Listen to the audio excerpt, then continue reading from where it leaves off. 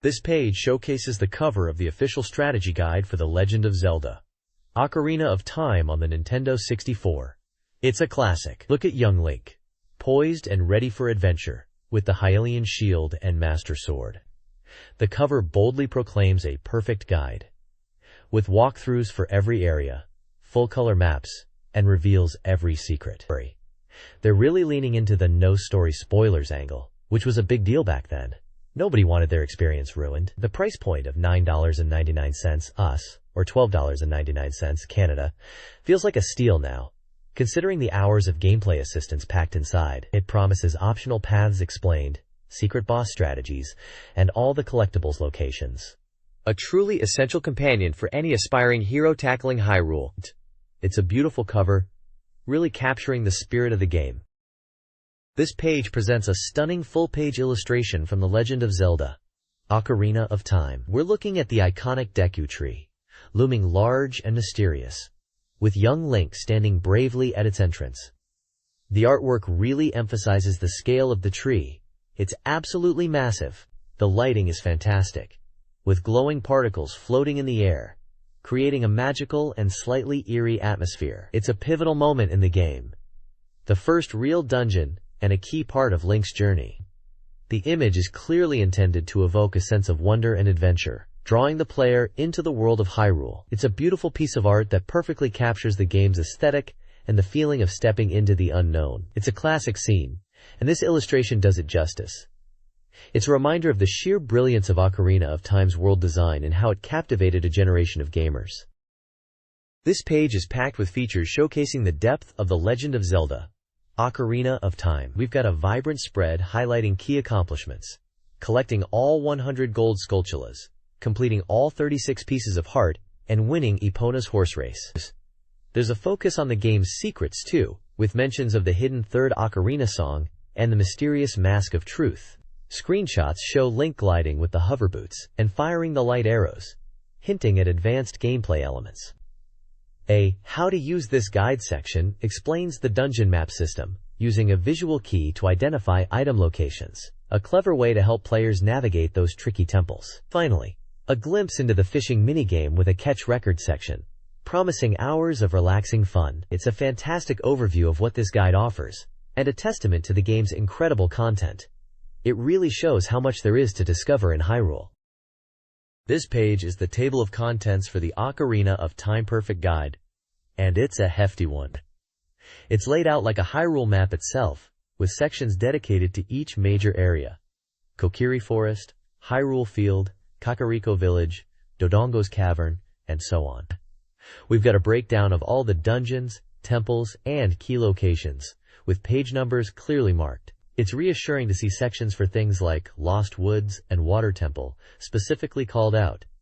Those were always the trickiest parts. There's even a section dedicated to Gerudo Fortress and the Spirit Temple, hinting at the challenges that await. The guide also covers side quests and collectibles, with sections for Lake Hylia, updates, and Bottom of the Well. It's clear this guide aims to be thorough. The inclusion of a contests section suggests a complete walkthrough, covering everything from horse races to archery. The overall design is fantastic, really capturing the feel of the game. It's a promise of a comprehensive companion for any adventurer brave enough to tackle Hyrule. It's a guide that looks like it will truly unlock all the secrets of Ocarina of Time. This page dives straight into the beginning of Link's adventure in Kokiri Forest, offering advice for those first crucial steps. It highlights the importance of obtaining the Deku Shield. Apparently, it's a bit of a pain to get without some strategic thieving from the Deku Babas. The guide points out the location of the Kokiri Sword and the obstacle course needed to reach it, advising players to be mindful of the timing. There's a screenshot showcasing Link navigating the forest, and another of the gold skulltula, a warning of the creepy crawlies to come. It's a solid start to the walkthrough, offering practical tips and a reassuring tone for players potentially stuck in the early game. The reviewer seems to acknowledge the challenges of the Lost Woods and the need for a good sword early on, and the advice is clear and concise. It's a good reminder that even in the idyllic Kokiri Forest, a little cunning and exploration are required. This page continues the walkthrough of The Legend of Zelda: Ocarina of Time, focusing on the inside of the Deku Tree. It details how to defeat the Deku Baba enemy, emphasizing the importance of timing your jumps. we see a map of the Deku Tree's first level, with advice on navigating the area and using Deku Nuts to stun enemies. The guide also highlights the tricky Deku Scrubs and how to deal with their attacks. Apparently, a well-timed shield reflection is key. There's a section on finding Deku Sticks and Nuts, essential items for progressing through the dungeon. The tone remains helpful and encouraging, acknowledging the dungeon's challenges while offering clear solutions. It's a good, concise guide to getting your bearings inside the Deku Tree, and a reminder that even early dungeons in Ocarina of Time require a bit of thought and skill. The reviewer clearly understands the game's mechanics and provides practical advice for players. This page continues our journey deep within the Deku Tree in The Legend of Zelda: Ocarina of Time. It's a detailed breakdown of the second floor, complete with a map. We're given advice on how to navigate the tricky platforms and deal with those pesky Skulltulas. Apparently, a well-aimed Deku Nut is your best friend. The guide highlights the importance of timing jumps to avoid falling, and even suggests using your shield to reflect the Deku Scrub's shots. It also points out a hidden basement area, accessible by falling through a hole. Classic Zelda exploration. There's a section dedicated to the large, water-filled room and how to obtain the key hidden within. It's clear the guide is aiming to be thorough, offering specific strategies for each challenge. The reviewer understands the dungeon's layout and provides practical tips to help players overcome the obstacles. It's a solid continuation of the walkthrough, and a reassuring hand for anyone struggling with the Deku Tree. It's a good reminder that even the first dungeon in Ocarina of Time requires careful observation and precise execution. This page dives deeper into the Deku Tree's interior, focusing on the third floor and the showdown with parasitic armored Goma. We've got a map showing the layout, and the guide stresses using the environment, specifically the pillars, to avoid Goma's attacks. It's all about timing and aiming for the glowing red eye, apparently. The guide also mentions the thing that comes into play, suggesting a strategic use of the map to position yourself for success. There's a little tip about using Deku Nuts on Skulltulas, and a reminder to look up. Always look up in Zelda dungeons.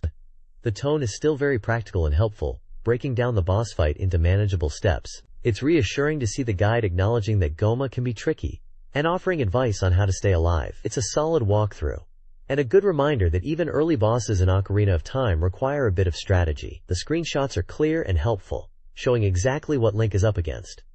It's a classic Zelda experience, and this guide is doing a great job of walking players through it. This page is a full spread dedicated to Hyrule Field, the expansive, central area of Ocarina of Time. It's a real deep dive, highlighting how time affects the field. Areas change depending on whether it's day or night, and even progressing through the games. The guide emphasizes that Hyrule Field isn't just a travel route, but a location with secrets to uncover, like Skulltulas and Lon Lon Ranch. It points out that the field connects to several different areas, making exploration key. There's a detailed map showing key locations, like Kokiri Forest, Hyrule Castle, Zora's River, and Kakariko Village. Interestingly, the guide notes that Hyrule Field is no longer one continuous area, but is divided into sections. It also gives a little advice on avoiding encounters if you're just trying to get somewhere quickly. A sentiment any Ocarina of Time player can relate to. The section on the flow of time is particularly insightful, explaining how the game world dynamically changes. There's also a little blurb about the mysterious Lon Lon Ranch and Gerudo Valley, teasing the adventures that await. Overall, it's a comprehensive overview of Hyrule Field, encouraging players to explore and discover everything it has to offer. It really captures the sense of scale and freedom that makes Ocarina of Time so special. This page focuses on Hyrule Market, a bustling hub within Ocarina of Time, and provides a walkthrough for navigating its various shops and minigames. It highlights key locations like the Guard Post, Little Richard's Shop, and the Treasure Game, offering tips for success in each. The guide details how to obtain items like Skulltulas and pieces of heart through the minigames, and even mentions the elusive Bigoron sword. It's a practical guide for any player looking to maximize their time and rupees in the market. The screenshots showcase the market's layout and the various characters you'll encounter, like the guard and Little Richard himself. I remember spending hours in Hyrule Market, trying to win that piece of heart. It was a real test of patience. The guide's advice on the Treasure Game is spot on. It really is a game of chance and persistence. It's a great reminder of the depth and detail packed into every corner of Ocarina of Time. The shooting game looks particularly tricky, but the guide suggests it's worth the effort for the reward. This page dives headfirst into Hyrule Castle itself, offering a strategic guide to infiltrating this iconic location in Ocarina of Time. It's all about stealth and observation, folks. The guide details how to navigate the castle grounds, avoiding guards, and utilizing the environment to your advantage. We're given advice on observing guard patterns, crucial for a smooth infiltration, and a clever route involving scaling the walls. There's even a tip about a hidden egg, and a mention of talons. Roll in the process. Screenshots illustrate the castle layout, guard positions, and key areas like the courtyard and the wooden lattice. It's a solid walkthrough, emphasizing patience and careful planning. I recall the frustration of those castle guards. This guide would have saved me a lot of rupees and healing potions back in the day. The emphasis on timing and observation really captures the essence of Hyrule Castle's challenge. It's a reminder that sometimes, the best approach is to be sneaky and observant. This page focuses on Lon Lon Ranch from Ocarina of Time, a location brimming with challenges and secrets. It details how to win the bottle shooting game with Talon, and the frustrating Kuko encounters. Apparently, they're not to be trifled with, though. We get a breakdown of the gold Skulltula infestation, with a hint that they're hiding in the ranch, and a suggestion to use a fairy to reveal them. Screenshots showcase the ranch layout, Talon and his daughter Malon, and the bottle shooting gallery. The guide also touches on Epona, hinting at the requirements to obtain her, completing the bottle game and having the proper song. It's a concise walkthrough, offering practical advice for navigating the ranch and unlocking its secrets. I remember spending hours trying to win that horse. This guide would have been a lifesaver, and it's a great reminder of the charm and challenge of Lon Lon Ranch. It also mentions Link's mask and the reward for completing the ranch challenges. This page dives headfirst into the Lost Woods from The Legend of Zelda, Ocarina of Time, a notoriously tricky area. The large map dominates, pinpointing key locations like the clearing, the sacred meadow, and the Deku tree, essential for navigating this disorienting forest. The guide stresses the importance of speaking with your fairy companion and Saria before venturing in, and highlights the musical cues that guide your path. It also details some hidden secrets, like the business scrubs and skull kids, and how to obtain a piece of heart by completing a mini-game involving target practice. There's a clever mention of the Simon Says style game with the skull kid, requiring you to mimic his flute play. It's a solid walkthrough, offering practical advice for those of us who got hopelessly lost amongst those trees. And trust me, we all did. The guide also notes the importance of listening for the music, a crucial element for finding your way. It's a great reminder of the atmosphere and challenge of the Lost Woods, and how a little guidance could have saved us hours of wandering. This page continues our journey through the Lost Woods in The Legend of Zelda, Ocarina of Time, focusing on the Sacred Meadow and Saria's return journey. The guide details how to overcome the initial aggressive wolfos and the annoying business scrubs. Those little guys are always looking for a quick buck.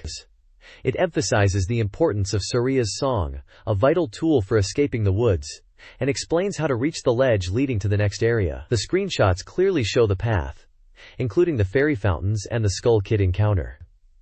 Speaking of the Skull Kid, the guide breaks down his Simon Says flute game, a real test of memory and timing. It's a clever way to obtain a piece of heart, and the walkthrough makes it seem much less daunting than it felt the first time around. Overall, it's a practical and helpful guide for anyone struggling to navigate this iconic, and often frustrating, area of the game. It's a solid reminder of the clever design and atmospheric challenge of Ocarina of Time. This page shifts the focus to Kakariko Village, a key location in The Legend of Zelda, Ocarina of Time. It's a comprehensive overview, detailing how to quickly navigate the village and accomplish essential tasks, like delivering Zelda's letter to the guard at Death Mountain. The guide highlights the availability of pieces of heart scattered around the village and the graveyard, alongside a quirky method for digging up a hidden piece of heart using Dampe the Gravekeeper. Persistence is key, apparently. There's also a section dedicated to Chicken Gliding Tech Part 1-inch, showcasing a clever trick involving the Kukos, those deceptively powerful chickens. I remember struggling with that Kuko trick as a kid. It's a brilliant little exploit that really adds to the game's charm. The screenshots are helpful, clearly illustrating the locations of key items like the empty bottle and the various pieces of heart. It's a solid, practical guide for anyone needing a little help exploring Kakariko Village and mastering some of its more subtle techniques. It's a reminder of how much depth and hidden content Ocarina of Time truly had. This page continues our journey through Kakariko Village and beyond, diving deeper into the secrets of the Legend of Zelda. Ocarina of Time. It's all about maximizing your efficiency and uncovering hidden treasures. We're given a detailed walkthrough of the graveyard, complete with advice on dealing with the redeads, those terrifying, paralyzing zombies. The guide emphasizes patience when dealing with Dampé, the gravekeeper, for a hidden piece of heart. It's a classic example of Ocarina of Time's rewarding exploration. There's a focus on collecting skulltulas, with a note on their location in the village, and a reminder about the piece of heart obtainable by completing the Song of the Sun. The guide also highlights the importance of the Hisuian shield, a crucial defensive item. The screenshots are well placed, illustrating key locations and enemies. It's a practical, step-by-step guide, perfect for players who want to ensure they don't miss a single collectible or secret in this iconic game. It's a testament to the game's intricate design and the dedication of the guide's creators. This page focuses on navigating the treacherous Death Mountain Trail in The Legend of Zelda, Ocarina of Time. It details how to get past the Dodongo's Cavern and into Goron City, advising players to stay to the right and be prepared for a challenging climb. The guide highlights the plight of the Gorons, who are on the brink of starvation and willing to help Link in return for assistance. It also explains how to obtain the Goron Bracelet, a key item needed to progress, by playing a song for Big Brother Goron, a truly memorable, if slightly annoying, character. There's a section dedicated to fun tricks, like discovering the lively bottom floor of Goron City and using the Deku stick to light the outside. The page also mentions a hidden bomb hash location, essential for those wanting to fully explore the area. The screenshots are clear and helpful, showing the layout of Goron City and the locations of key items. It's a solid, practical guide to a challenging but rewarding section of the game. This page continues the walkthrough for The Legend of Zelda, Ocarina of Time, diving deep into Dodongo's Cavern and the East Wing. It's all about tackling that boulder. Apparently, you can use a bomb flower to get rid of it. The guide stresses sticking to the right, avoiding the Lizalfos, and using your Hyrule shield wisely. There's a neat little tip about listening for sounds to find hidden passages, and a warning about the bombable door to the south. It's clear this guide is aiming to be thorough, with detailed descriptions of enemy encounters and environmental puzzles. The screenshots are really helpful, showing the cavern layout and the locations of key items like the Goron Bracelet. It also mentions a hidden skulltula and a bomb hash location. Always good to know for completionists. Overall, it's a solid, practical guide to getting through a tricky part of the game, and it's presented in a way that's easy to follow. It's a good reminder of how much exploration and puzzle-solving Ocarina of Time offered. This page continues the detailed walkthrough of Dodongo's Cavern in The Legend of Zelda, Ocarina of Time, specifically focusing on the two East and West wings. The guide provides clear instructions on navigating the area, emphasizing the use of bomb flowers to clear obstacles. That boulder is a pain, isn't it? And defeating Dodongos.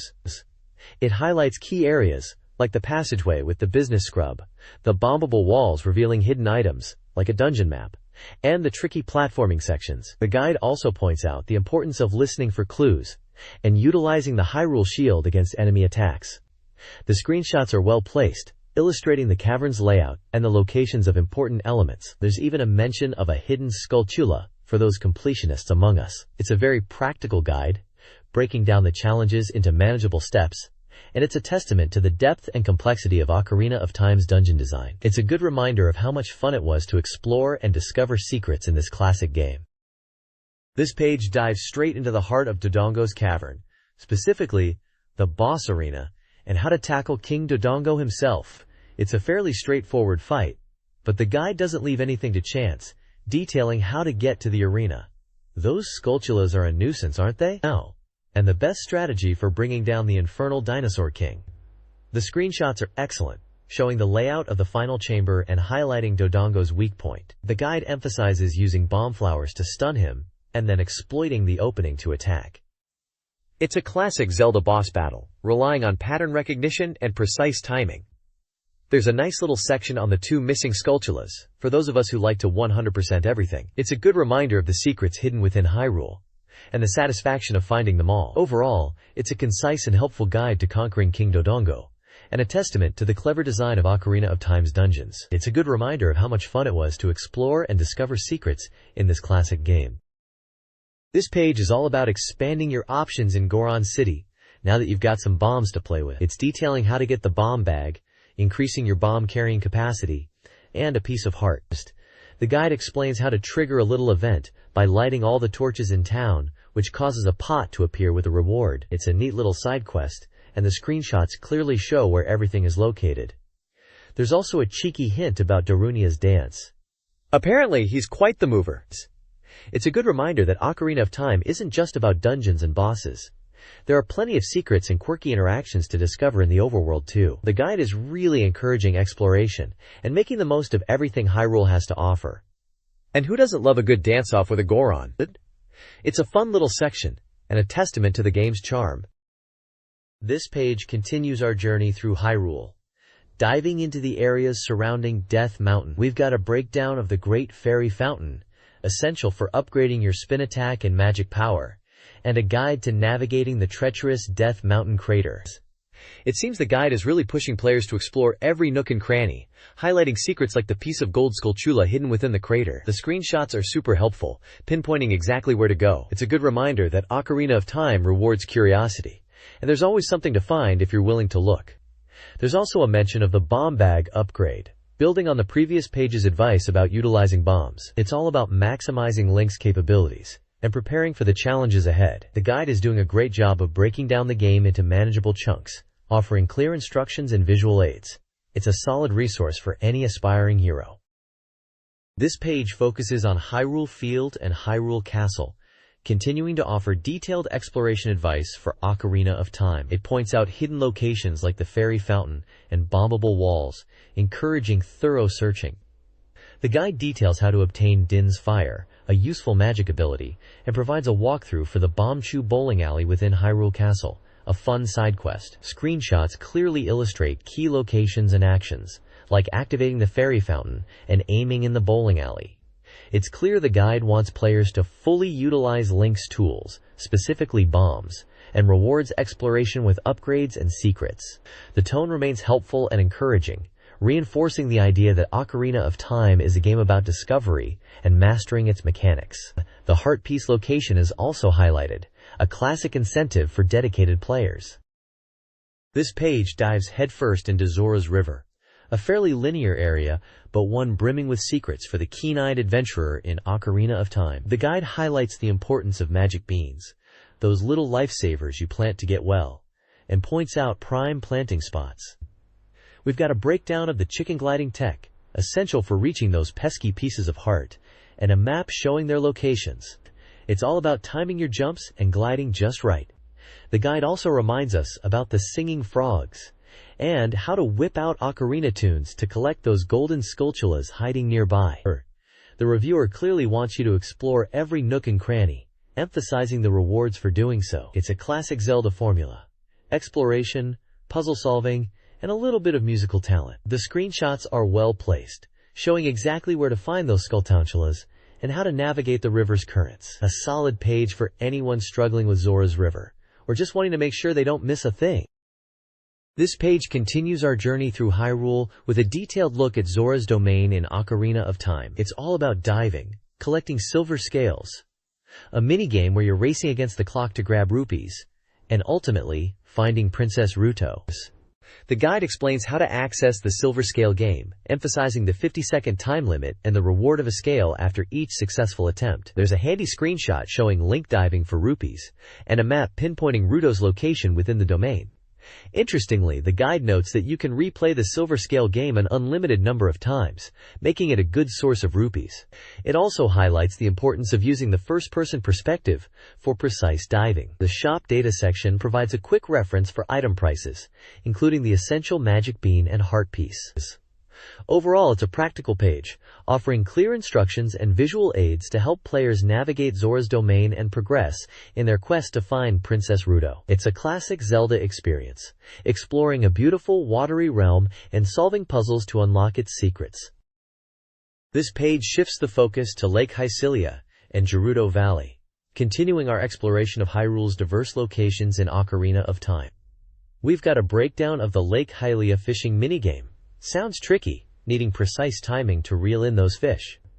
There's a screenshot of Link fishing, and a little note about a piece of heart hidden underwater, accessible by impressing a jabu-jabu. Clever. Then, the page transitions to Gerudo Valley, highlighting the chicken gliding tech, a technique for reaching otherwise inaccessible areas. It mentions skulltulas and a piece of heart, encouraging exploration. The reviewer notes that Gerudo Valley is guarded, but not impossible to access, and that skillful gliding is key.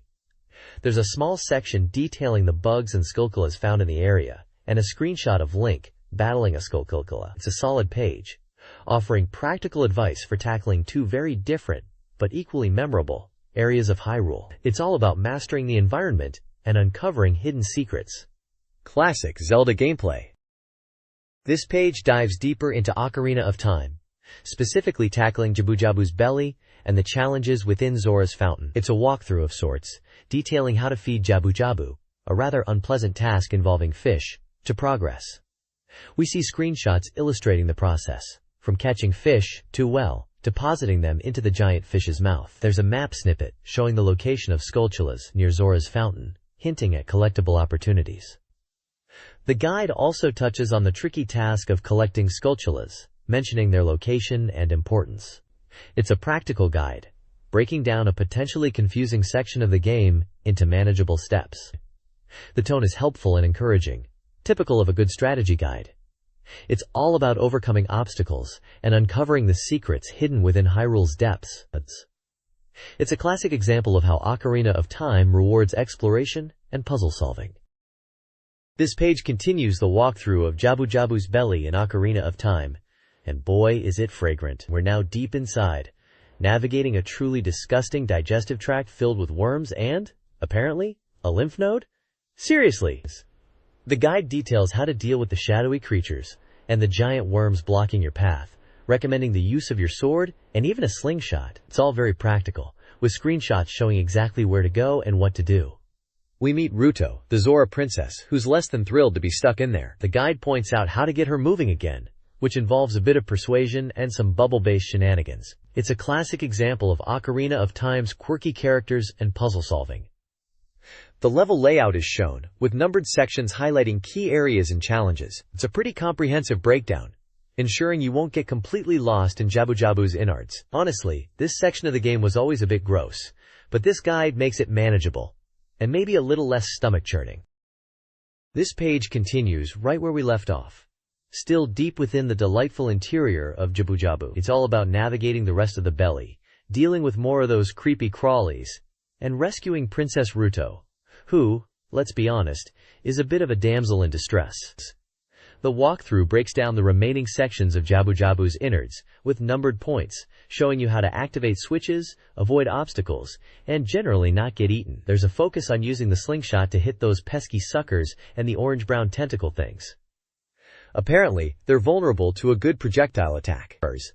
We get a good look at the layout, with clear screenshots guiding us through the maze-like corridors. The guide also highlights the importance of getting Ruto to move, which involves some careful timing and a bit of puzzle solving. It seems she needs a little encouragement.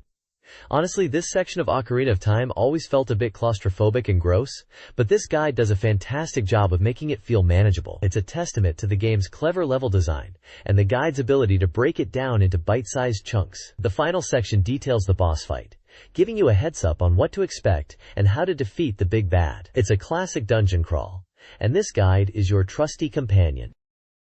This page jumps right into providing updates and guidance for The Legend of Zelda: Ocarina of Time, moving beyond the depths of Jabu-Jabu's belly. We're now exploring the wider world, specifically focusing on areas like Zora's River and Kakariko Village.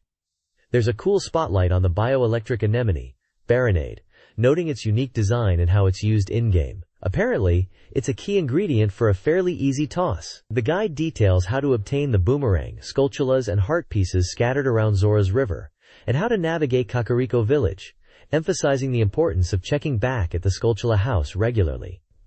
The walkthrough continues to be very detailed, with screenshots illustrating key locations and actions. It's clear this guide aims to leave no stone unturned, offering a comprehensive experience for players. The tone is helpful and encouraging, making even the trickier parts of the game seem approachable. It's a solid continuation of the walkthrough, providing valuable assistance for any adventurer tackling Hyrule. This page continues the comprehensive walkthrough for The Legend of Zelda: Ocarina of Time, diving deeper into the game's secrets and challenges. It's split into sections covering Skulltula Roundup, Forest Stage Mask Tricks, and East Death Mountain Strategies. We've got a rundown of where to find Skulltulas, those pesky golden spiders, and a guide to the various masks you can collect, detailing their unique effects. The Forest Stage Mask section is particularly interesting, explaining how each mask alters Link's appearance and abilities, like the Spooky Mask and Bunny Hood. The page also offers advice for tackling East Death Mountain, including how to deal with Volvagia and acquire the Goron Tunic. Screenshots illustrate key locations and enemies, and the text provides clear, step-by-step instructions. It's a really solid resource for players looking to conquer Hyrule's more challenging areas, and the guide's tone remains consistently helpful and encouraging. It's clear this guide is aiming to be the ultimate companion for any Ocarina of Time adventurer. This page focuses on the pivotal Temple of Time section in The Legend of Zelda: Ocarina of Time. It details the final steps before Link can access the temple, emphasizing the importance of the spiritual stones and the encounter with Zelda. We see screenshots illustrating Link delivering the stones, the dramatic cutscene with Zelda and Ganondorf, and the process of playing the Song of Time on the ocarina to open the path to the Master Sword. The guide highlights the emotional weight of this moment, the impending threat, and the urgency of Link's quest. It's a crucial turning point in the game, and the guide does a good job of conveying that, offering clear instructions on how to proceed. The reviewer clearly understands the significance of this section, and the screenshots are well chosen to illustrate the key events. It's a classic moment for any Zelda fan, and this guide ensures you won't miss a beat. This page continues right where we left off, diving deep into the post-Temple of Time world of Ocarina of Time. It's all about Link awakening as an adult, 7 years later. A truly iconic moment. The guide quickly explains the need to collect the 6 medallions to finally confront Ganondorf, and it's not going to be easy. It details the light medallion from Rauru, the first of the 6, and warns us about the fierce bosses guarding each one. It seems you'll need the hook shot to tackle some of these dungeons, which is a bit of a pain if you haven't got it yet. There's a good bit of advice on Hyrule Castle, which is now completely inaccessible, floating in the sky. It mentions the cold Skulltula. Apparently, in the first 7 years, all the gold Skulltulas have already appeared. A nice little detail for completionists. The guide also touches on the 4th bottle, hinting it's hidden somewhere, and the importance of the entrance to the Lost Woods, where you can find some useful items like smashable pots and fairies. It's all solid advice for any adventurer tackling Hyrule. The reviewer's tone is spot on, conveying the sense of urgency and challenge that defines Ocarina of Time. It's a game that truly holds up, and this guide is a fantastic companion for both newcomers and seasoned players. This page is packed with essential tips for progressing through Ocarina of Time as adult Link. It covers everything from acquiring Epona, a real game-changer for traversing Hyrule Field, to mastering Malon's race, and even dealing with those pesky Cuckoos. The guide details how to obtain Epona, emphasizing the importance of talking to Ingo and completing the race. It also provides a strategy for winning Malon's race, focusing on maintaining a consistent rhythm. And for those who enjoy a bit of chaos, there's a section on provoking the Cuckoos, a classic Ocarina of Time experience. There are screenshots showcasing Link riding Epona, Malon at the ranch, and the infamous Cuckoo swarm. The reviewer's tone remains helpful and encouraging, acknowledging the challenges while offering practical solutions. It's clear this guide aims to empower players to overcome Ganondorf's evil and restore peace to Hyrule. A really useful page for anyone struggling with the post-Temple of Time section of the game, especially getting around Hyrule Field quickly. This page dives headfirst into the world of side quests and trading in Ocarina of Time, specifically focusing on the Kakakiro trading game and the Song of Storms. It's a real deep dive for those wanting to maximize everything Hyrule has to offer. We've got a breakdown of the Kakakiro trading game, starting with the Chicken Lady, and detailing the chain of trades to ultimately snag the Piece of Heart. It's a classic Zelda item collecting quest, and this guide lays it out nicely. Alongside that, There's a thorough explanation of how to obtain the Song of Storms, a crucial tune for accessing new areas and solving puzzles. The guide even points out how to use it to repeatedly open graves in the graveyard, a cheeky little trick here.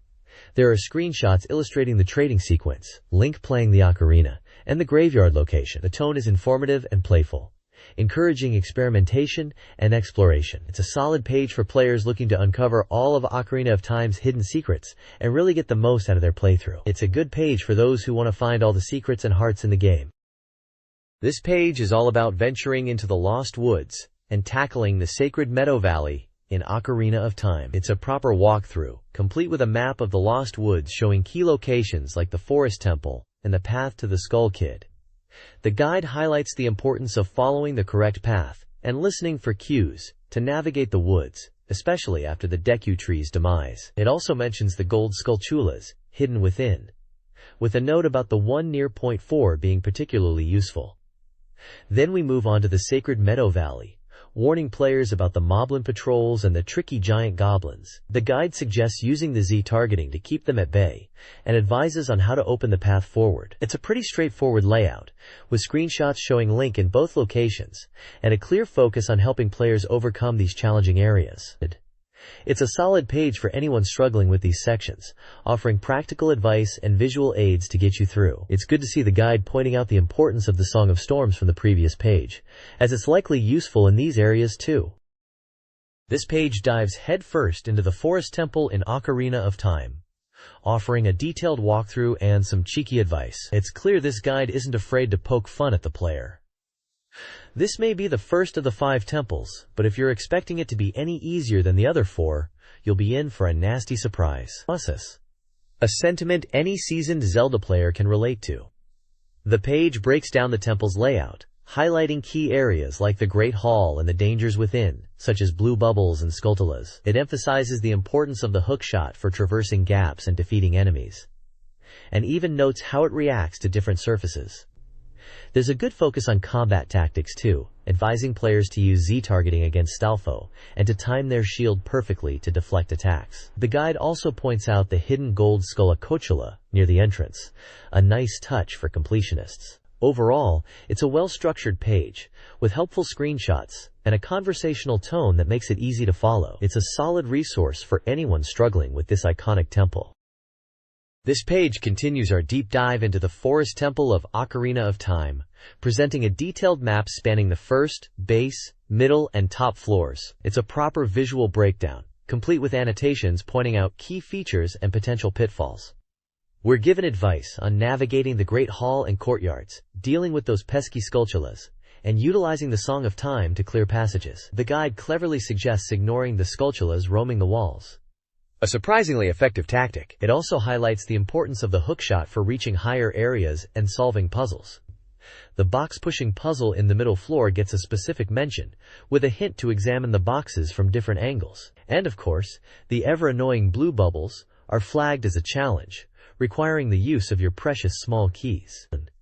The tone remains light and encouraging, acknowledging the temple's difficulty while offering practical solutions. It's a fantastic resource for players wanting to conquer the Forest Temple without resorting to endless trial and error. The screenshots are well placed and really help visualize the layout and challenges ahead.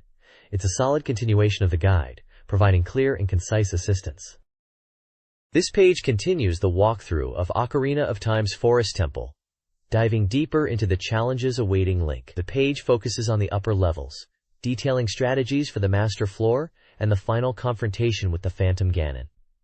We see a detailed map covering the upper sections, with annotations guiding players through the layout. The guide advises on dealing with the Forest Master, emphasizing timing and quick attacks. It also highlights the importance of using the long shot to reach hidden areas and activate switches, a classic Zelda mechanic. There's a clever tip about using the hookshot to reveal a hidden switch and a reminder to use your arrows to hit the targets. The guide acknowledges the tricky nature of the temple's puzzles, offering hints without completely giving away the solutions. It's a well-structured page, providing clear and concise instructions for navigating the final stages of the Forest Temple. The screenshots are helpful, illustrating the puzzle elements and enemy placements. It's a solid continuation of the guide, offering practical assistance for players determined to overcome this iconic Zelda dungeon. This page continues right where we left off, Still tackling the forest temple in Ocarina of Time. It's all about finishing strong here, with a focus on defeating Phantom Ganon and navigating the final rooms. We've got a breakdown of how to grab that big white wall that shifts around, revealing switches. Classic Zelda trickery. The guide stresses using the bow to hit targets, and the hook shot to uncover hidden switches. And it's good advice, trust me. It also warns about the Phantom Ganon fight, suggesting you reflect his magic blasts back at him. A solid strategy, and one that'll save you a lot of heartache. There's a lovely little section titled The Prelude of Light, which details what happens after you vanquish Ganon, hinting at a meeting with the Sage of the Forest and receiving the Furore's Wind. It's a nice touch, reminding us of the bigger story unfolding. The screenshots are well placed, showing exactly what you're up against. Overall, it's a well-written and helpful page, offering just enough guidance without spoiling the fun. A great resource for anyone struggling with this iconic dungeon. This page continues the walkthrough for The Legend of Zelda, Ocarina of Time, specifically focusing on completing the Forest Temple and moving on to Goron City. We've got a detailed look at the Scarecrow's song, explaining how to learn it from Pierre in Kakariko Village, a crucial tune for progressing. There's a handy visual guide showing how to play the song on the ocarina. The page also highlights the importance of collecting gold skulltulas within the temple, linking them to a reward. Moving on, the guide details how to reach Dodongo's cavern and pick up the last gold skulltula, and then it shifts focus to Goron City. It explains how to use the Link of the Gorons to withstand the heat and navigate the area, with a screenshot showing Link interacting with a Goron. Finally, there's a section on how to obtain the Goron's bracelet, essential for lifting heavy objects, and a reminder about the importance of talking to everyone in Goron City to trigger events. It's a well-structured page, providing clear instructions and helpful screenshots to guide players through these key areas of the game. It's a classic example of how these guides balanced assistance with maintaining the sense of discovery that makes Zelda so special. This page dives headfirst into the Fire Temple, Level 3, for The Legend of Zelda, Ocarina of Time. It's a fairly linear dungeon, but the guide warns it's tricky to get the Megaton Hammer. Expect a challenge. The layout is presented with a top-down map, highlighting key areas and progression. We're given step-by-step instructions, starting with listening to Sheik's advice and obtaining the small key. The guide points out the location of heart pieces and gold skulltulas. Naturally, apparently, you can nab a heart piece by warping back to the Time Temple and playing the Bolero of Fire. Clever. There's a focus on using the environment to your advantage, like planting a magic bean and utilizing the skulltula's habitat. The guide also preps you for a bit of a fiery encounter, mentioning being attacked by a bunch of piranha-like fish. It's all very thorough, as you'd expect from a proper strategy guide, ensuring you don't get completely roasted in there. It's a solid walkthrough, keeping that Zelda spirit of exploration alive, while still offering a helping hand. This page continues the walkthrough for the Fire Temple in The Legend of Zelda, Ocarina of Time, detailing progression through the dungeon. It focuses on navigating the initial areas, including pushing blocks, using the long shot, and dealing with the fiery environment. Those pesky red bubbles are mentioned here. The guide highlights obtaining the Goron's bracelet and the importance of the Megaton Hammer, foreshadowing a challenging encounter with Volvagia. It provides clear instructions on how to proceed, including using the map to locate key items like heart pieces and skulltulas. There's a strong emphasis on puzzle solving, with advice on using the environment and exploiting enemy weaknesses. The guide also points out a sneaky shortcut involving warping back to the Time Temple for a heart piece. A classic Zelda trick. Overall, it's a detailed and helpful guide, perfect for players who want a little assistance without having the entire dungeon spoiled for them. It's a good balance of guidance and exploration, keeping the spirit of Ocarina of Time intact. This page continues right where we left off, diving deeper into the fiery depths of the Fire Temple in Ocarina of Time. It's all about getting that Megaton Hammer, a crucial item for taking down Volvagia, and, honestly, a satisfying weapon to wield. The walkthrough meticulously details navigating the temple's tricky layout, with a focus on those annoying yet iconic red bubbles and the ever-present flames. It's good to see they're pointing out the importance of the compass, a tool often overlooked by younger players. What I appreciate is the guide doesn't just tell you what to do, it explains how to do it, like using the long shot to reach new areas, and the timing needed for the lift. The little notes about hidden skulltulas and heart pieces are a nice touch too. Gotta collect them all, right? The section on the hammer itself is well explained, detailing how to use it to activate switches and progress. It's a classic Zelda puzzle element, And this guide breaks it down nicely. It's a solid continuation of the walkthrough, offering clear and concise instructions for tackling this challenging dungeon. It's a good guide for those who want a little help without having the whole experience ruined. This page jumps right into tackling Volvagia, the subterranean lava dragon within the fire temple. The guide provides a breakdown of the boss fight, emphasizing the need to grab your hammer and time your attacks just right. Apparently, Volvagia is a bit predictable once you get the hang of it. We then move on to Death Mountain Crater, detailing how to use the Megaton hammer to smash rocks and uncover hidden areas. It highlights the Great Fairy of Wisdom, tucked away in a secret location, who will happily double your magic capacity, essential for any serious Zelda player. The screenshots are really helpful, showing exactly where to go and what to look for. It's a well-structured guide, offering clear instructions and useful tips for navigating these challenging areas. It's a good reminder of how much fun it is to explore Hyrule and uncover all its secrets. The reviewer seems to be really enjoying the game, and the guide is helping them along the way. This page focuses on the Ice Cavern, a chilly dungeon following the Fire Temple. It's clear things are getting serious in Hyrule, with the king troubled by a mysterious cold and Zora's fountain freezing over. Classic Zelda foreshadowing!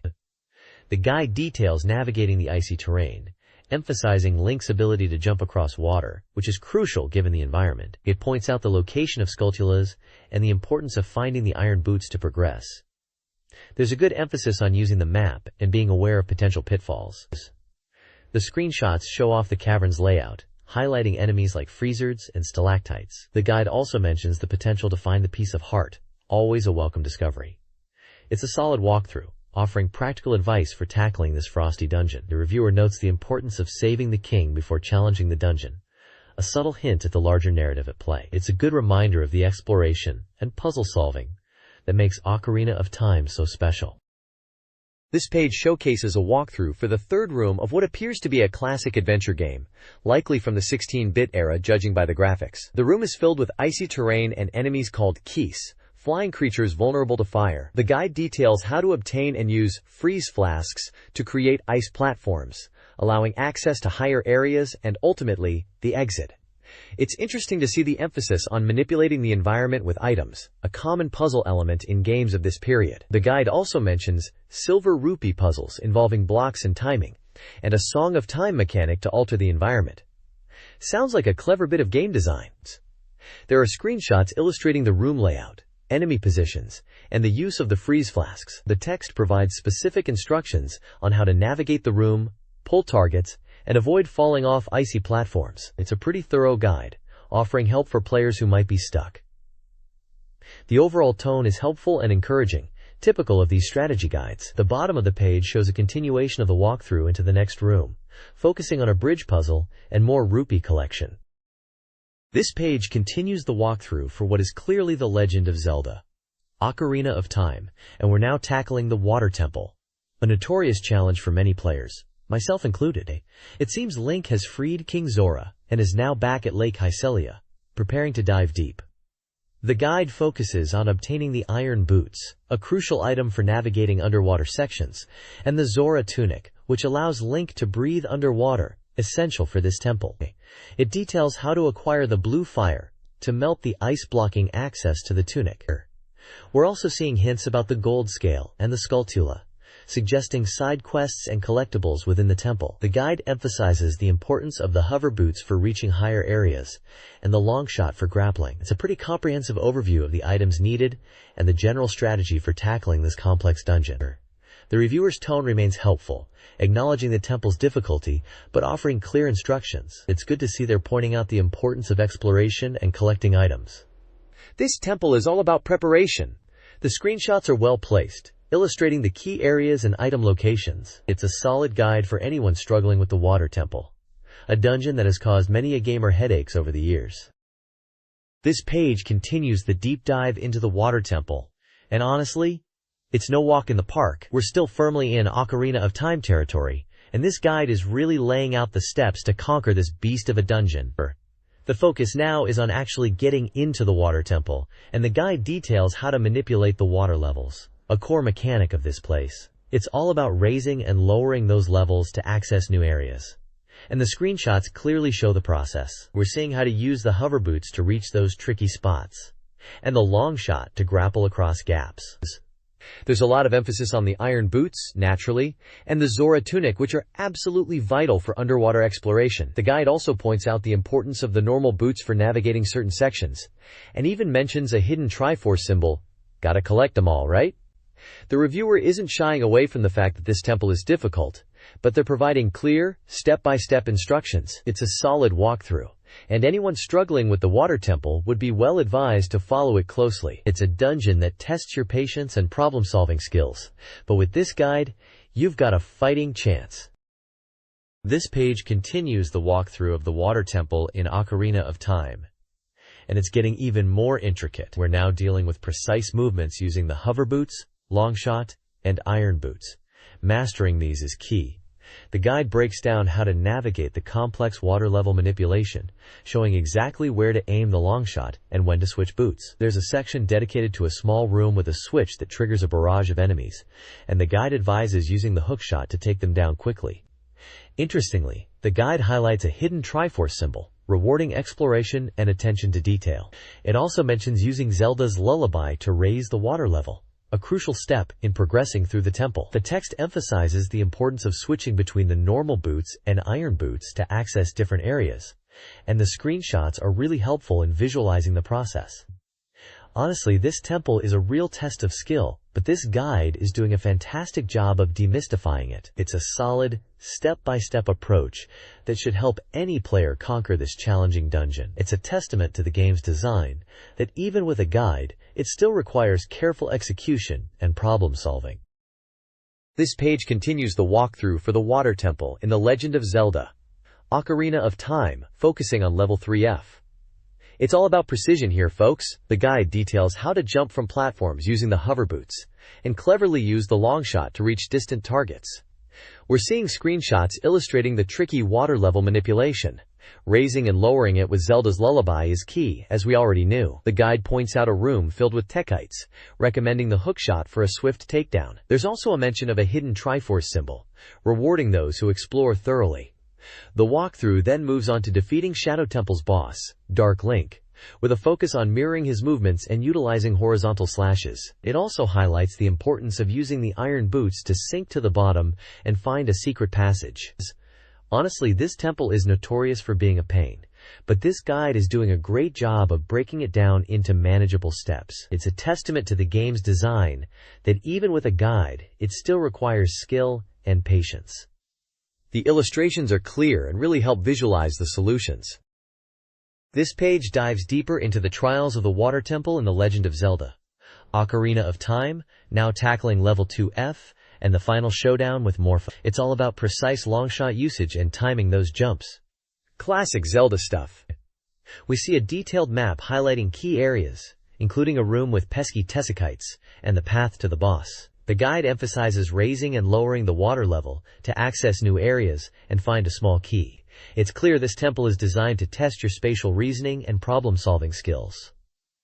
The real meat of the page is the boss strategy for Morpha. The guide correctly points out that patience is key, advising players to target the core with the hookshot and use Z-targeting to stay locked on. It's a smart approach, as Morpha's amorphous form makes it a tricky target.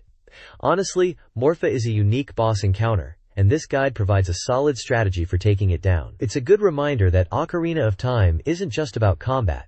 It's about understanding the environment and exploiting enemy weaknesses. The screenshots are helpful, showing the boss's attack patterns and the optimal positioning for landing hits. It's a well-structured walkthrough, perfect for anyone struggling with this notoriously difficult temple.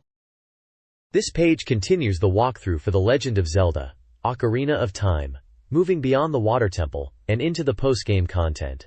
It details the Trading Game, Part 2, a series of optional quests involving item exchanges with various characters across Hyrule.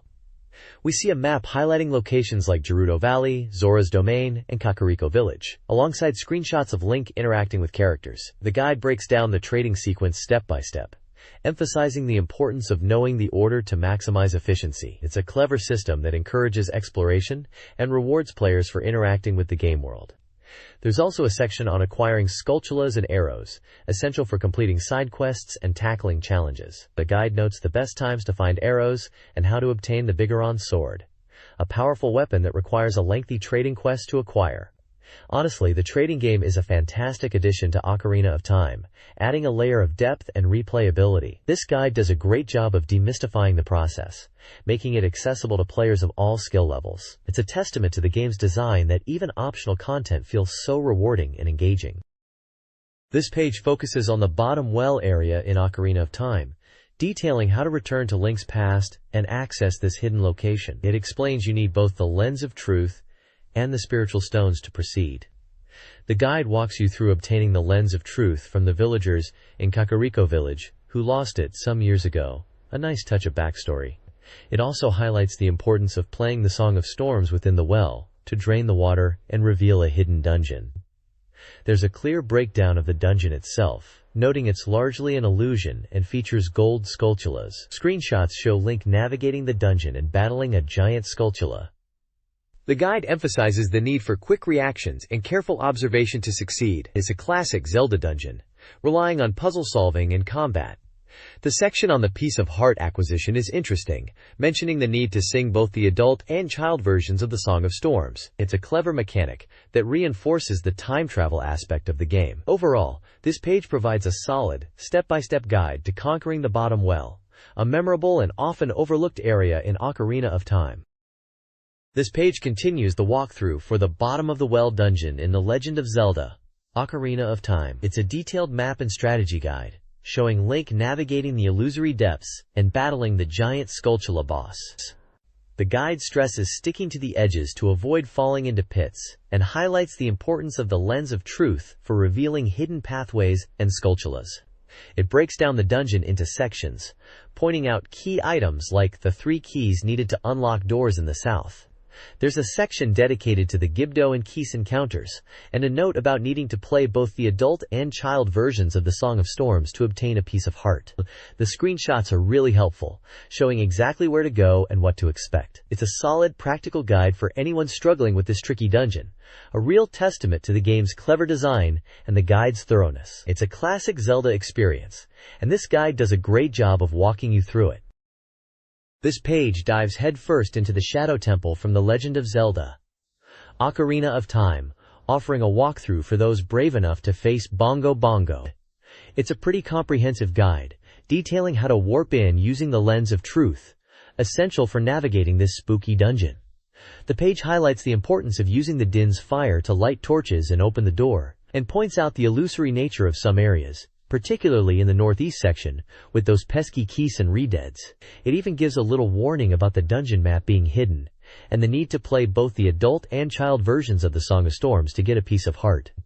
I remember this dungeon being a real challenge. The whole atmosphere was so unsettling. The guide's screenshots are spot on, showing exactly where to use the Lens of Truth to reveal hidden passages and how to deal with the Gibdos. It's a solid piece of advice, and a testament to the game's intricate level design. The guide also mentions the Bigoron sword push-block puzzle, and the location of the dungeon's treasure, a real lifesaver for players who got stuck. It's a classic Zelda dungeon, and this guide does a great job of helping you conquer it. This page continues our journey through the Shadow Temple in The Legend of Zelda, Ocarina of Time, providing detailed maps and strategies for navigating its treacherous depths. We're now looking at level B1, with a focus on the north and east sections. The guide warns of bombable walls and illusory areas, a classic Zelda trick, and highlights the importance of the Song of Storms and Din's fire. It specifically calls out the spinning blade puzzle in the north, advising players to roll under the blades. A tricky maneuver! There's also a mention of Gibdos, those creepy mummy-like enemies, and the need to use the Song of the Sun to defeat them. The east side of the level features a long corridor filled with skulltulas and redeads, and the guide suggests using the long shot or cutting off the tails of the skulltulas to make progress. It also points out a hidden passage revealed by the Lens of Truth, leading down to level B1. I distinctly remember getting stuck on that spinning blade puzzle for ages. This guide is really breaking down the dungeon into manageable chunks, and the screenshots are incredibly helpful for visualizing the layout and identifying hidden secrets. It's a fantastic resource for anyone struggling with this particularly atmospheric and challenging dungeon. The guide also mentions the importance of the Lens of Truth for revealing hidden passages and the location of the treasure chest. This page delves deeper into the Shadow Temple, specifically level B2 of The Legend of Zelda, Ocarina of Time. The layout is illustrated with a detailed map, guiding players through the challenges ahead. The guide emphasizes avoiding spikes and utilizing the lens of truth to reveal hidden paths and jam both sets of spikes, leading to a gold skulltula and a chest. It also highlights the use of the long shot to grapple targets and the importance of knowing when to use hover boots to counter fans. A key strategy involves timing your movements to avoid the fans, and the guide suggests using boots for temporary invincibility. The text also points out a hidden passage opened by the lens of truth, leading to a secret area with arrows. It's a classic example of Zelda's puzzle design. Observant players are rewarded with hidden treasures and shortcuts. I remember this section being particularly tricky. The fans and spikes were a real pain. This guide is spot on with its advice, and the screenshots are invaluable for navigating the complex layout. It's a solid walkthrough for a notoriously challenging dungeon. This page continues our journey through the treacherous Shadow Temple in The Legend of Zelda, Ocarina of Time, focusing on level B2 and the encounter with the Phantom Shadow Beast, Bongo Bongo. The map details how to navigate the area, advising players to pull blocks to reveal pathways and utilize the longshot to reach distant points. It's all about careful observation and timing, as expected in a Zelda dungeon. The guide stresses using the lens of truth to uncover hidden elements, like invisible floors and passages, and even jamming spikes to progress. The real highlight here is the strategy for defeating Bongo Bongo. The guide suggests using the Song of Scarecrows to get to higher levels, and then utilizing the Song of Time to stun the beast, opening it up for attacks with your hover boots, and finally your equips. It's a multi-stage battle that requires mastering several in-game songs and abilities. I recall Bongo Bongo being a surprisingly tough boss, especially for players new to the game. The guide's breakdown of the fight is excellent, and the screenshots clearly illustrate the attack patterns and optimal strategies. A truly helpful section for anyone struggling with this memorable encounter. The little bird's eye view tip is a nice touch too, reminding players to keep their lens of truth handy. This page delves deeper into the Shadow Temple's depths, specifically level B1, continuing Link's quest in The Legend of Zelda, Ocarina of Time. The layout focuses on navigating tricky corridors, utilizing the longshot, and employing the lens of truth to reveal hidden paths and mechanisms. We see a detailed walkthrough of the area, advising players on how to manipulate blocks, avoid traps, and ultimately confront the carpenters held captive by Gerudo forces. The guide highlights the importance of stealth and timing, suggesting the use of the longshot or bow to stun guards. The screenshots showcase Link's progress through the dungeon, with a particular emphasis on the encounter with the Phantom Shadow Beast, a rather unsettling foe. The guide breaks down the battle strategy, advising players to use the Song of Scarecrows and Song of Time to gain an advantage. It's a classic Zelda dungeon experience: exploration, puzzle solving, and a challenging boss fight. The guide does a solid job of providing clear instructions and visual aids to help players overcome these obstacles. I remember this section being particularly tricky, requiring precise timing and a good understanding of Link's abilities. A very useful page for anyone stuck in the Shadow Temple. This page continues the walkthrough for The Legend of Zelda, Ocarina of Time, now tackling the Gerudo training ground. It's a fairly detailed map and guide, breaking down the dungeon into numbered sections, clearly showing how to navigate the various rooms and challenges. The guide emphasizes using items like the hammer to smash obstacles, the longshot to grab distant targets, and the bow to take out archers. It also points out the importance of the Song of Time for freezing blue blocks and creating platforms. I remember those blue blocks being a real pain. The screenshots show Link progressing through the dungeon, battling Stalfos, and using his various tools. The reviewer's notes are helpful, highlighting tricky spots and offering advice on how to overcome them. It's a solid, practical guide for anyone struggling with this section of the game, a dungeon known for its tricky puzzles and combat encounters. The guide also mentions the ice arrow, which is a nice touch, and the treasure room at the end. A very useful page indeed.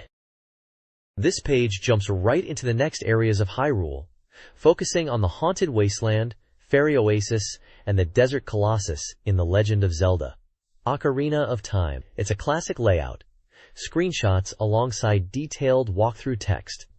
We've got a breakdown of navigating the tricky sand river in the Haunted Wasteland, with a reminder to use your hover boots and play the Song of Storms. The guide highlights the importance of spotting flags in the distance, a genuinely useful tip for those of us who struggled with visibility. Then it moves on to the Fairy Oasis, mentioning the need to provide water to replenish your magic. Finally, the Desert Colossus is covered, with a note about needing to play the Requiem of Spirit to progress, and a hint that you need a child to do it. The reviewer's tone is helpful and encouraging, pointing out key items and strategies. It's a solid continuation of the walkthrough, offering practical advice for tackling these areas. I remember the Desert Colossus being a real challenge, so having a guide like this would have been a lifesaver. It's a good page, offering clear instructions and helpful hints for players venturing through these iconic locations. This page continues the walkthrough for The Legend of Zelda, Ocarina of Time, diving into the Spirit Temple, West section. It's a fairly standard guide page layout, packed with screenshots illustrating key areas and challenges. The text focuses on navigating the temple, mentioning the need to use the boomerang to activate switches and defeat Ambi's enemies, those annoying fire-shooting mummies. It also points out that you'll need both young Link and adult Link to fully explore the temple, a classic Ocarina of Time mechanic.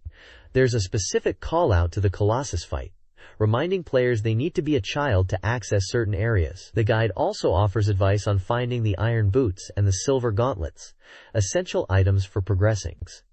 I remember this section being particularly tricky, with its shifting floors and puzzle elements. The guide's emphasis on using both Link forms is spot on, and the boomerang tip is a good one. Overall, it's a solid, informative page that would have been a huge help back in the day. It's a good reminder of the clever design and challenging puzzles that made Ocarina of Time such a masterpiece.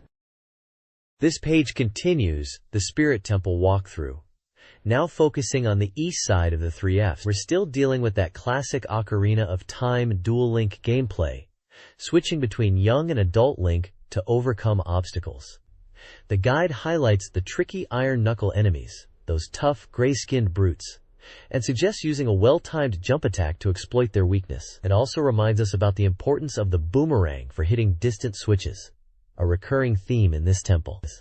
There's a clear map showing the layout of the east side, with numbered callouts pointing to key locations and items. The text emphasizes the need to find the lens of truth to reveal hidden passages and secrets, a staple of Zelda dungeons. It also mentions the use of the hover boots, which I remember being crucial for navigating some of the more precarious platforms.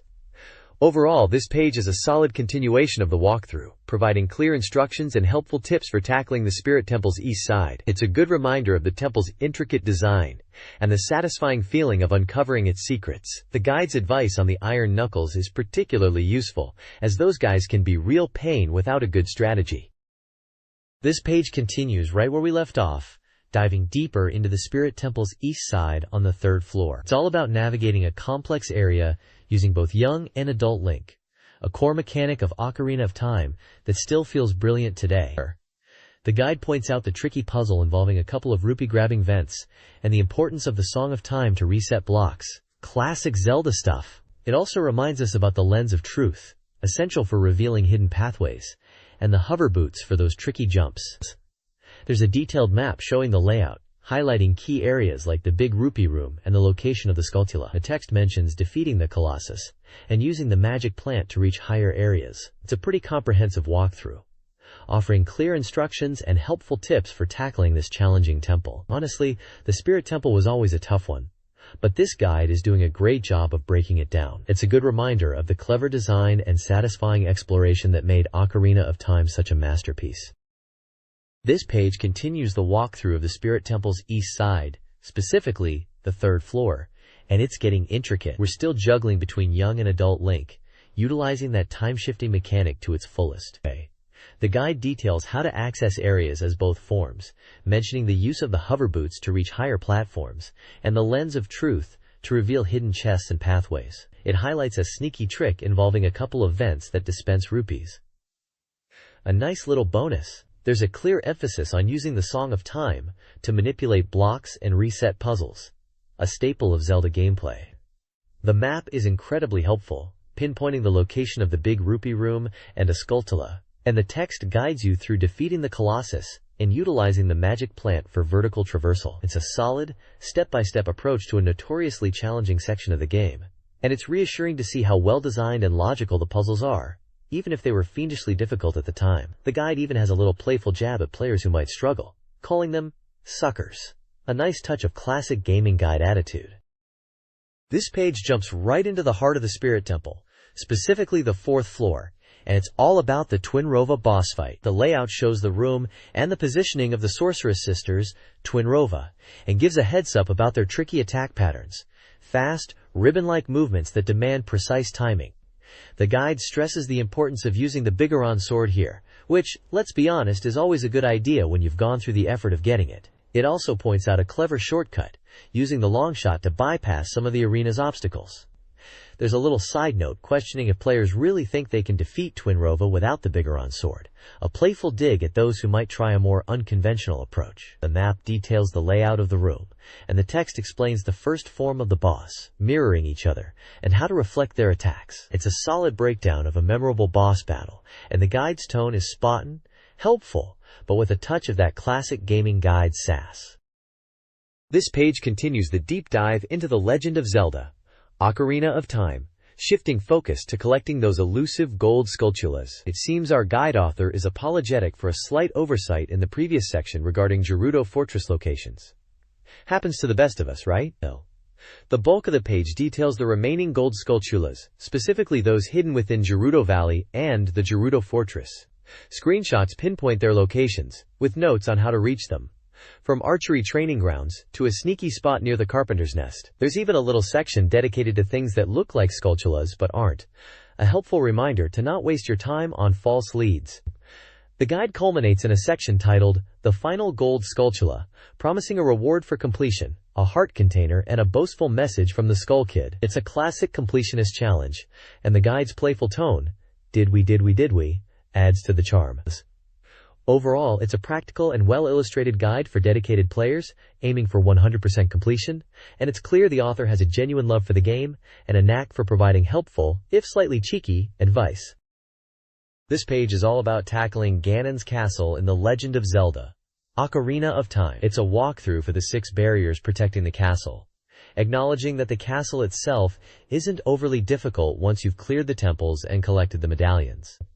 The page features a detailed map of Ganon's castle, highlighting the different barriers: forest, fire, water, shadow, spirit, and light. Each barrier gets its own section, with screenshots and step-by-step instructions on how to overcome it.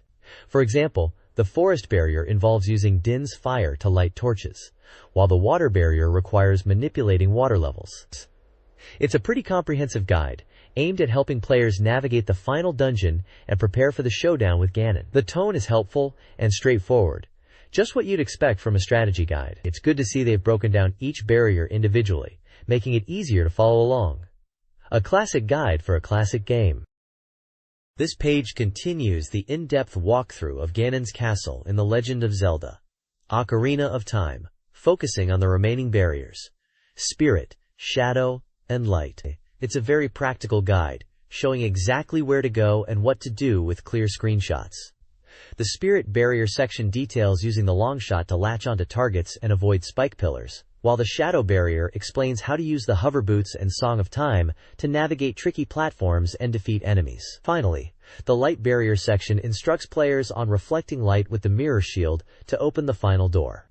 The guide doesn't shy away from specifics, even pointing out hidden switches and the need for precise timing. It's a solid continuation of the previous page, offering a clear path to victory against Ganon. It's a really well laid out guide, perfect for anyone who might be stuck on these final challenges. This page continues the detailed walkthrough of Ocarina of Time's Ganon's castle, now tackling the final challenges before facing Ganondorf himself. We've moved past the initial barriers and are now looking at the Great Fairy Fountain, the time barrier, the fire barrier, and finally the light barrier. The guide is incredibly practical, using screenshots to pinpoint exactly where to go and what to do. It highlights the use of items like the gold gauntlets to move heavy blocks, the lens of truth to reveal hidden elements, and the hover boots for precise platforming. It even reminds you to use Zelda's Lullaby and the Song of Time, essential tunes for any aspiring hero. I particularly appreciate the advice on the fire barrier, emphasizing the need to use the gold gauntlets before attempting the barrier itself. It's the kind of tip that could save players a lot of frustration. The walkthrough also points out the importance of timing and precise movements, especially when dealing with the spike pillars and moving platforms. It's a really well-structured guide, offering a clear and concise path through these final, challenging areas. Anyone struggling with Ganon's castle would be well advised to consult this page. Victory is within reach. This page focuses on the final showdown with Ganondorf within Ganon's tower in Ocarina of Time. It details the strategy for the battle, advising players to conserve time and hearts, and utilize the Bigoron sword for maximum damage. The walkthrough breaks down the fight into phases, noting Ganondorf's attacks, Shockwave, Knife Hand, and Energy Ball, and how to counter them. It emphasizes the importance of using the Master Sword to truly defeat him, and suggests using bombs and beetles to exploit openings. The page includes screenshots illustrating Ganondorf's forms and attack patterns, and provides a clear explanation of how to trigger the final blow using the light arrows. It's a concise and effective guide to overcoming the game's ultimate villain, offering practical advice for players struggling with the final battle. The reviewer clearly understands the challenge and provides helpful tips to ensure victory. There's also a small inset image showing Zelda looking out from Hyrule Castle, a poignant reminder of what Link is fighting for. It's a nice touch that adds emotional weight to the final confrontation. This page is dedicated to a comprehensive guide on collecting all 100 gold Skulltulas in The Legend of Zelda: Ocarina of Time.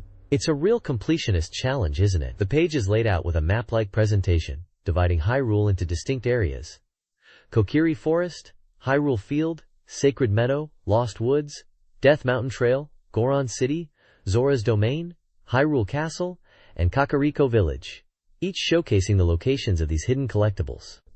Each area has multiple screenshots, pinpointing the exact spots where Skulltulas are hidden, with little notes indicating whether they're behind rocks, inside pots, or lurking in other sneaky places. It's incredibly detailed, even noting the number of Skulltulas in each location, ranging from X1 to X3, and even X4 in Death Mountain Trails. The guide clearly explains that finding all 100 Skulltulas will reward you with a special item, a bottle with fairies inside, which is a nice incentive for those dedicated enough to hunt them all down. It's a fantastic resource for anyone aiming for 100% completion, and a testament to the game's incredible level of detail and hidden secrets. It's a proper treasure hunt, this one. This page is a real deep dive into the dungeons and areas of Hyrule in Ocarina of Time, showcasing specific locations within each with screenshots. A proper visual guide for tackling those trickier spots.